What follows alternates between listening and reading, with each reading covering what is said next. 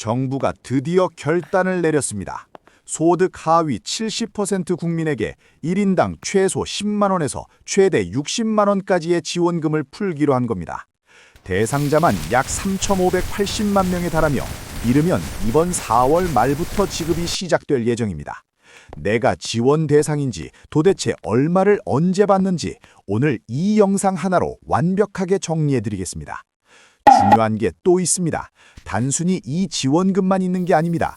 K-패스 환급 확대, 에너지 바우처 추가 지급, 농어민 보조금, 그리고 화물 선사 경유 보조까지 여러분이 놓치기 쉬운 추가 혜택들까지 제가 모두 챙겨왔습니다.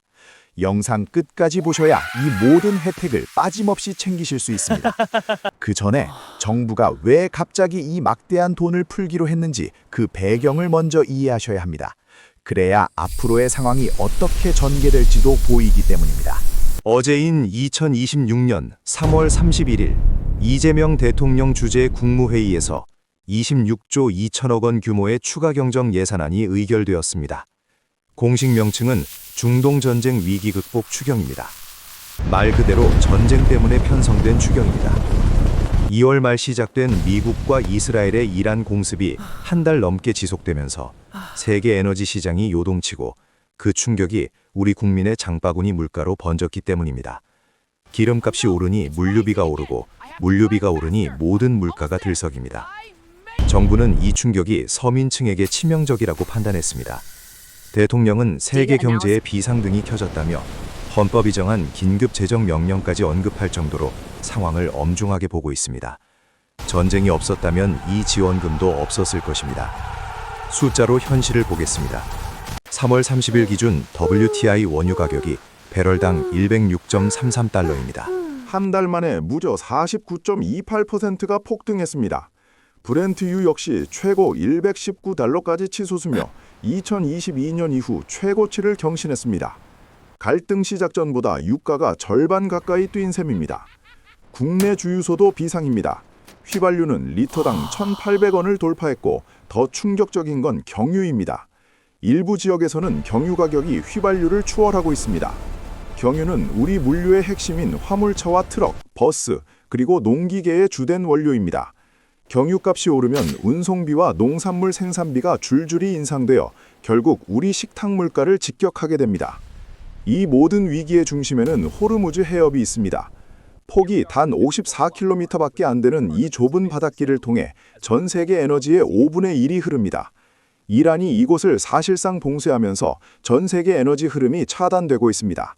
한국에겐 더 무서운 일입니다. 우리는 원유 수입의 70%에서 80%가 이곳을 통과합니다. 나프타 가격도 톤당 1,068달러로 연초 대비 100% 넘게 급등했습니다. 우리 석유 화학 공장들은 4월을 사실상 데드라인으로 보고 하루하루 재고를 체크하며 버티는 국면입니다. 트럼프 대통령이 이란 공격 기한을 4월 6일로 연장한 상태인데 이 협상 결과에 따라 상황은 걷잡을 수 없이 바뀔 수 있습니다. 우리의 일상이 어떻게 변하고 있는지 항목별로 체감 물가를 정리해 보겠습니다. 첫째는 기름값입니다. 주유할 때마다 수만 원씩 더 나가고 있죠. 둘째는 장바구니입니다. 유가와 환율 1,490원대 급등이 겹치면서 4월부터 소비자 가격 인상이 본격화됩니다. 셋째는 건설과 물류입니다. 레미콘과 토목공사 생산 비용이 급증하며 공사 현장이 멈출 위기입니다. 유럽 역시 3월 물가 상승률이 2.5%로 급등하며 에너지 부문 물가가 반전되었습니다. 전문가들은 단순히 물가가 오르는 것을 넘어 침체와 물가 상승이 동시에 오는 스태그플레이션의 공포를 경고하고 있습니다. 이번 추경의 전체 구조는 이렇습니다. 가장 큰 비중인 10조 1천억 원이 고유가 부담 완화에 투입됩니다. 여기서 지원금과 K-패스 혜택 등이 나옵니다. 민생 안정에 2조 8천억 원, 산업 피해 최소화에 2조 6천억 원 등이 쓰입니다. 재원 마련 방식이 중요합니다. 이번 추경은 국채를 새로 발행하지 않았습니다.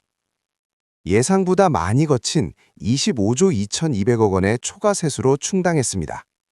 즉, 나중에 우리 자식들이 갚아야 할 빚을 낸 게 아니라 이미 곳간에 들어온 세금을 다시 국민에게 돌려주는 구조입니다. 여당은 4월 9일 처리를 목표로 하고 있습니다. 가장 궁금해하실 핵심 내용입니다. 대상은 소득 하위 70%이며 건강보험료 기준 중위소득 150% 이하가 기준선입니다. 내인 가구 기준으로는 월소득 약 974만 원 이하이며 한인 가구 기준으로는 월소득 약 384만 원 이하입니다. 직장인 외벌이 내인 가구라면 건강보험료 본인 부담금이 약 36만 원 이하일 때 대상이 될 가능성이 큽니다. 맞벌이라면 가구원수 보정을 통해 약 40만 원대 중후반까지 기준이 올라갑니다. 금액은 1인당 10만 원에서 60만 원입니다. 소득이나 지역, 특히 인구 감소 지역 거주 여부에 따라 차등 지급됩니다. 수령은 지역서랑 상품권, 선불카드, 신용카드와 체크카드 중 선택 가능할 전망입니다. 지급 일정은 기초생활수급자든 취약계층은 이르면 하월 말부터, 일반 하위 70% 가구는 소득 산정 절차를 거쳐 순차적으로 시작됩니다. 지원금 말고도 우리가 꼭 챙겨야 할 혜택이 4가지 더 있습니다. 첫 번째는 K-패스 환급 확대입니다. 저소득층은 최대 83%, 다자녀는 75%, 청년과 고령층은 45%, 일반 이용자도 30%까지 돌려받습니다. K-패스 앱 등록은 필수입니다. 두 번째는 에너지 바우처입니다. 등유와 LPG를 쓰는 저소득 20만 가구에 5만 원을 추가 지급합니다. 세 번째는 농어민 보조금입니다.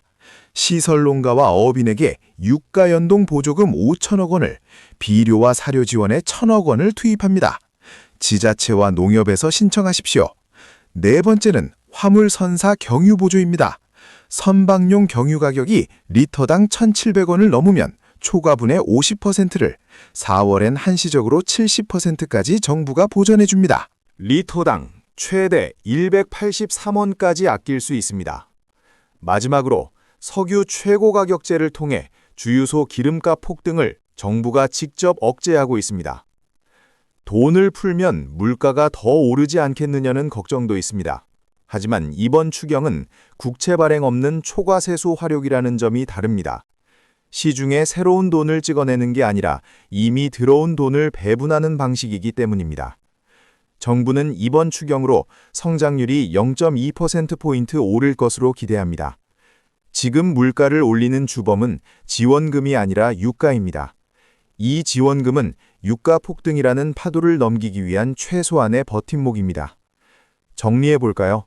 소득 하위 70%, 3,580만 명에게 1인당 최대 60만 원이 지급됩니다. 4월 말부터 시작입니다. K-패스 환급 상향과 각종 보조금 혜택도 동시에 시작됩니다. 이 모든 것은 중동 전쟁으로 인한 WTI 106달러 시대의 고육지책입니다. 호르무즈 해협 봉쇄와 4월 6일 트럼프의 결정에 따라 우리 경제는 더 큰 소용돌이에 휘말릴 수도 있습니다. 지금 당장 여러분이 하셔야 할 일은 딱 하나입니다. K-패스를 아직 안 만드셨다면 지금 바로 앱에서 등록하십시오. 지원금은 자동으로 산정되지만 K-패스는 본인이 등록해야 혜택을 받습니다. 오늘 준비한 내용은 여기까지입니다. 감사합니다.